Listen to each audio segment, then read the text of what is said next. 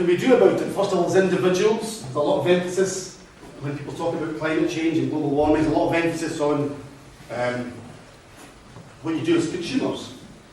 Again, Glenn touched on this. Is that really enough? We would say no.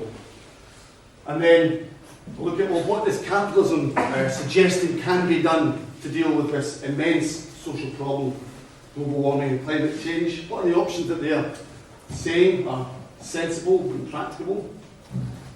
And then we'll come to look, of course, at the socialist alternative and what sort of response socialists can say to those to the problem of climate change. As we're all aware, there have been countless reports and documents in the last few years ramping up the evidence that global warming is happening and expanding the range of impacts that global warming appears to be having across the globe. And Glenn's touched on a number relating to the Arctic.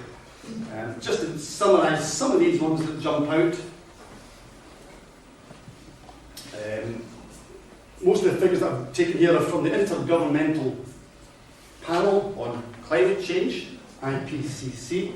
It's itself a very, very interesting body, and one of the things that, if we have time, I would like to explore, contrast how, on the one hand, society's got itself into this mess where we are slowly cooking ourselves. We've got ourselves in a position where we may be facing mass extinctions of species to an extent not seen since the dinosaurs roamed the planet. But to contrast that situation and the causes of that with, on the other hand, the immensely impressive efforts of humanity, or sections of humanity, to try and get a handle on the problem. And I'm talking about the scientific community. And this really is a lifeline in many ways that science has, over a very, very short period of time, managed to take the hypothesis that global warming, the theory of the greenhouse effect, take that hypothesis and test it and see that yes, it is actually happening. And more than that, scientists over the last few decades have fleshed that out, put some meat onto that, and have started to give a handle, get a handle on the range of impacts that this may have on humanity and on the planet as a whole. And finally, in the last few years, starting to get some handle on what sort of technical solutions will be necessary to mitigate and slow down global warming. So that's the Intergovernmental Panel on Climate Change. It's interesting to note that the chairman of that panel, he wrote fairly recently, he was just commenting on how this tremendous cooperative effort between thousands of scientists across hundreds and hundreds of different disciplines, scientific disciplines. Because of course at one time global warming was an issue for environmental scientists and atmospheric chemists, but now we know it's an issue for oceanographers and meteorologists and geophysicists, because the problem is spreading out and affecting the whole of the environment. And that's demanded an interdisciplinary approach, a coordinated approach.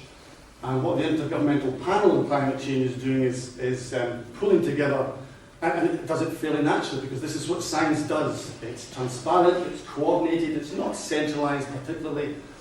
And the interesting point that this chairman made was that, to all intents and purposes, this massive human endeavour to try and get a handle on this massive social problem, this massive human endeavour has occurred, and with most people involved in it not taking a single penny for doing it. Sure, they're salaried scientists and they like status and they like kudos and they like research grants and all the rest of it, but by and large their involvement on this panel is something that they're giving voluntarily. And if you think that this is probably the greatest scientific endeavour that humanity has ever embarked on, or been forced to embark on, thank goodness it's not in the hands of private industry. How much would they be charging for this sort of information that they'd be using to save the planet? So, what sort of statistics are coming out from the scientists. I'm just going to pick out a few of these. In Africa by 2020, 75 to 250 million people may be exposed to water stress. That's quite a broad figure there. I think one of the big worrying things is just how many unknowns there are in all this. I don't want to get too Donald Rumsfeldish about this, but there's known unknowns, and the worst thing is there's the unknown unknowns. We just don't know what we don't know. Again, by 2020 in Africa, agricultural production and access to food are projected to be severely compromised. Now, I might come back to that because obviously at the moment it could be argued that it's pretty severely compromised anyway. In Asia, changes in the hydrological cycle, so there's a different mechanism leading to endemic morbidity and mortality. Just picking up a few points here. And in Europe, reduced winter tourism. No black runs on Val d'Isère. So this is getting serious, isn't it? Again, some of these cartoons and captions, you may not be able to see it back now. I apologise.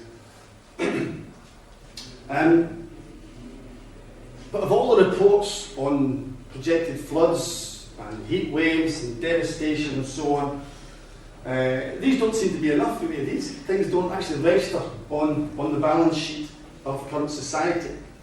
What the Daily Mail needs to know, of course, is how much our insurance premiums going to actually rise by. So to answer this question, Gordon Brown, when he was Chancellor of the Exchequer, commissioned an economist called Sir Nicholas Stern to write a report called the Stern Report, to put it into language that capitalism could understand, basically put a pound sign in front of the figures. So how did he do this? How did capitalism try and quantify the costs of climate change? Well, one way that's commonly used is to use the price that an individual person would insure their own life for. But the problem with this is, when you put that rubbish into the model, what comes out is rubbish. What it basically tells you is that the poorer you are, the cheaper your life. And we kind of knew this anyway inside the market society, but it's just interesting to have it laid absolutely bare. This approach winds up concluding that the average US citizen is worth the same as 100 Bangladeshis, who, of course, don't take out much life insurance. Stern, and how appropriate is that name, took this logic one step further, in fact. In his report, he explicitly costed the impact of climate change by a fairly unusual method, I would suggest, by adding up how much consumption globally was going to be reduced. Reduced because all those pesky people who are going to be flooded or displaced or are going to fall ill, and because of that are going to be consuming less and less. And that is the real tragedy from capitalism's point of view, of course, from the perspective of the market system. That somebody who's just been flooded is probably not going to be too interested in the enhanced viewing experience of a high definition TV. Somebody who is suffering malaria may not be that interested in a 2-for-1 sofa offer during the winter sales or whatever. The adverts tell us because you're worth it when they're trying to sell us something that we probably don't need, but sadly some people seem to be worth more than others. And as if that's not bad enough, the worst slap in the face for capitalism, of course, is that dead people, those drowned in the storms resulting from climate change, for example, what about them? Well, of course, they don't even consume anything. And this is actually what Sir Nicholas Stern calculated. This high-fluting economist worked out the drop in consumption. The alarming news that he communicated to global policymakers then was that unchallenged climate change may lead to a drop in consumption of anything between 5 and 20% of gross domestic product. So it isn't just, as the slide shows, death, pestilence, starvation. There's the possibility of some financial implications as well, and that's what worries capitalism. Now this